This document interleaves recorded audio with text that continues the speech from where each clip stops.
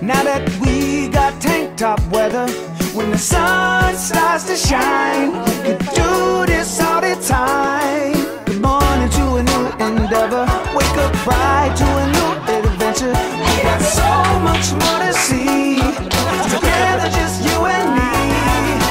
Come on, pack your bags, let's get out of the door. We've been waiting long enough, it's time to go. This is what we've been searching for. We could do this every day. Every day. We could do this every day. We could do this every day. Every day. We could do this every day. We could do this every day.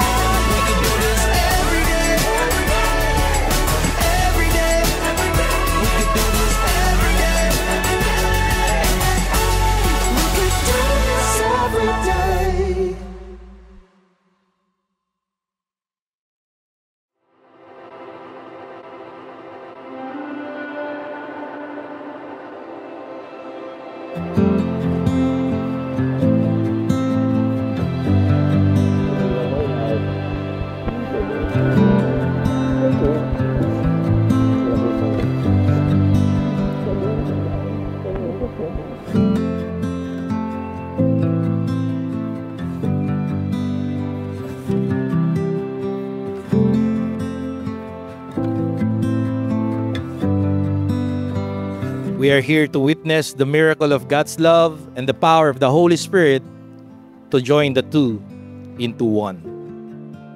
We have come together to pray for God's blessing on them, to share in their joy, and to celebrate their love.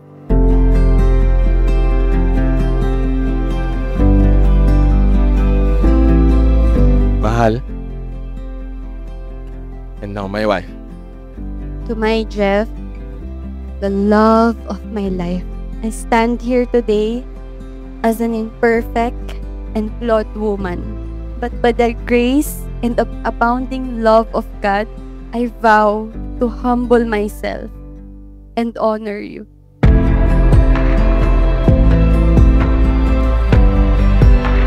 Or would it be a wedding, a glorious wedding like this? We are always reminded, at the end of the day, all these things would work if God will be at the center.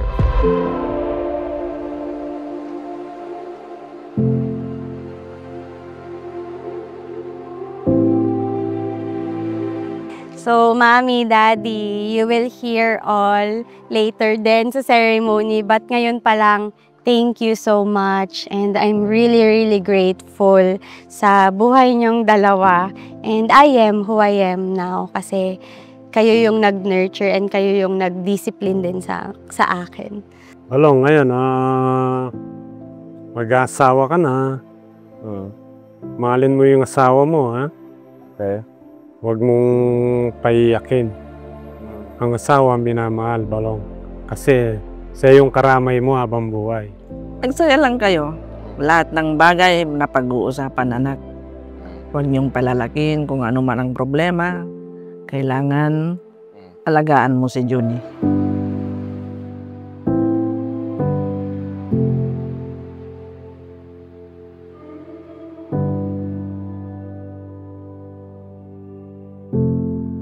Jeff, my love,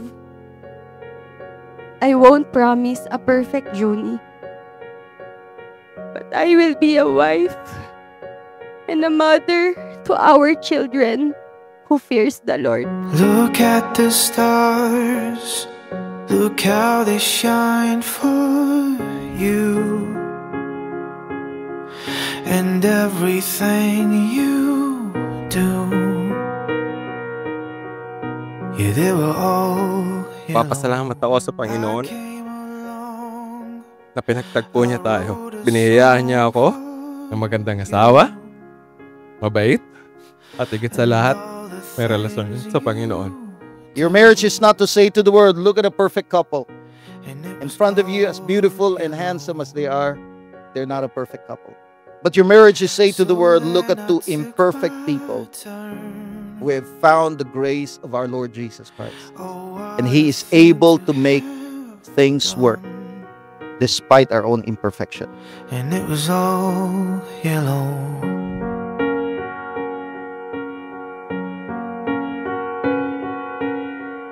Your skin, oh yeah, your skin and bones turn into. Isa ka sa instrumento na ginamit ng Panginoon upang makilala at magkaroon ako ng mas malalim na relasyon sa Kanya. Jeff, do you take Junica to be your wife, to love her, to comfort her, honor her, and provide for her, forsaking all others, cling only to her, as long as you both shall live?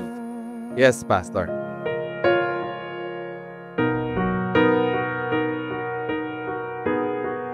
I vow to anchor our love and marriage in the very heart of God. Beginning now, we will learn and unlearn things together. Junica, do you take Jeff to be your husband, to love him, honor him, submit to him, forsaking all others, cling only to him, as long as you both shall live? Yes, Pastor, I do. I swam across, I jumped across for you. Marriage is for the glory of God. Ang pag-asawa po ay para sa ikaluluwalhati ng ating Panginoon. Hindi po to para lang itaguyod o maibigay ng katuparan ang bawat isa. So Jeff and Junie, you decided to get married to each other not because you got some needs or she's got some needs. I believe both of them would be fulfilled. But this marriage was designed and planned for God, for His glory and for His honor. And it was all yellow.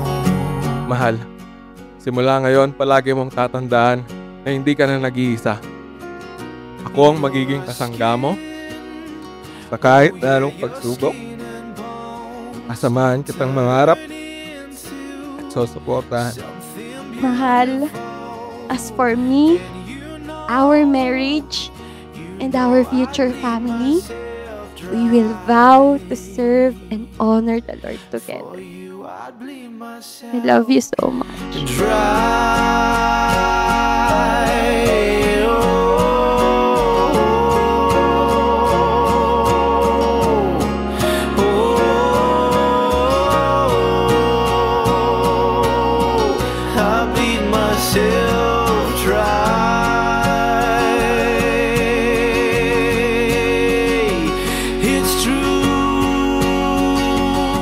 Vow to hold your hand, dream, and believe with you, my love.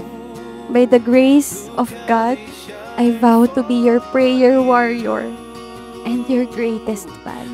Mahal, nangangako ako na ang aking #1 priority ay si Lord at ikaw ang aking pangalawa. Look at the stars, look how they shine for you. And all the things that